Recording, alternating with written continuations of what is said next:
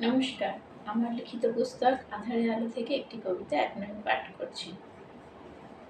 কবিতা নারী, প্রেমে অপ্রেমে।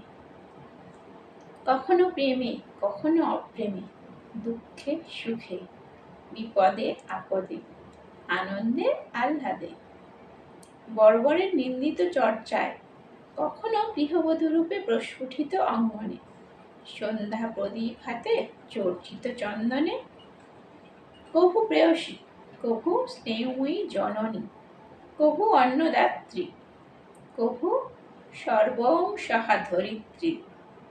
আমি আছি মুখরিত জনস্রোত মাঝে, আমি আছি মোহময়ী সাজে, লাবণ্যময়ী লাস্যময়ী মায়ার মায়ায়, অনিন্দিত বন্দিত কায়ায়, নবরূপে নব কলেবরে, সমুদ্রের লহরীতে, পাখির কলতানে, গুঞ্জনে।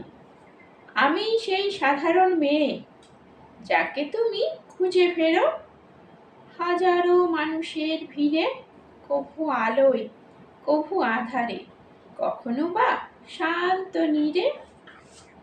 নমস্কার।